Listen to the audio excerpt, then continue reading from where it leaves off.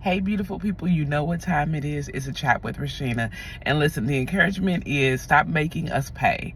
Yeah, stop making us pay. Stop making people pay because of your inability to heal. I know that sounds harsh, but a lot of times we get in situations and we get in circumstances and we wonder why they're not panning out, or we're wondering why things fall through the cracks. A lot of times the 12-year-old Rashina is showing up in a 40-year-old body, and I haven't taken the time to heal. I haven't taken the time to forgive them, forgive myself, and move on in the things of life. Therefore, when I enter into situations, when I enter into relationships, when I enter into just new phases in my life, I pull and drag that unresolved Rashina into these relationships, and then it's everybody else's fault.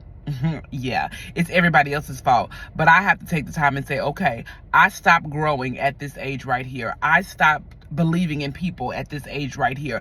I stopped loving people right here because of what I've experienced and inauthentic love. So I stopped at 15. I stopped caring at 16. I stopped giving at 18, and I have to go back to that old Rashina, and I have to say, God, restore, heal.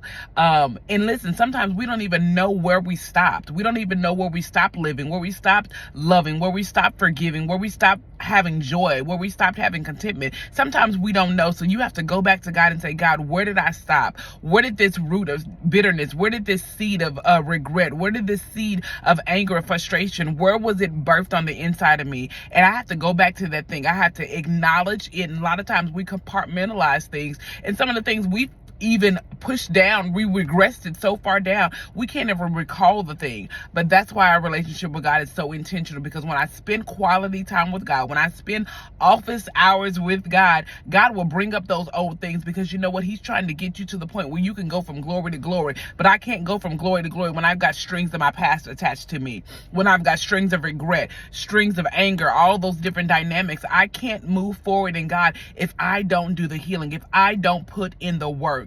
That's why I have birthed to Become. Become is all about owning your authentic self. And in order to own my authentic self, I have to heal. I have to allow God to go to those wounds, go to those places.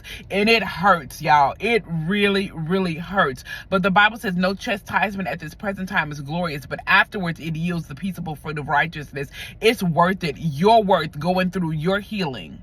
Hear me and hear me clearly. You're worth going through your healing so that you continue to grow and mature in the things of God. Don't stay stuck because of past regret, hurt, anger, frustration, whatever the case may be. Forgive them, forgive yourself, and let's move on in the things of God. And I know I'm saying it and it sounds easy, but it's not. It's hard work. It takes intentionality. It takes crying. It takes journaling. It takes going before God. It takes prayer. It may take counseling, all those different dynamics you may have to add to your plate so that you can heal and be your authentic self. But again, you are worth that journey. You are worth it.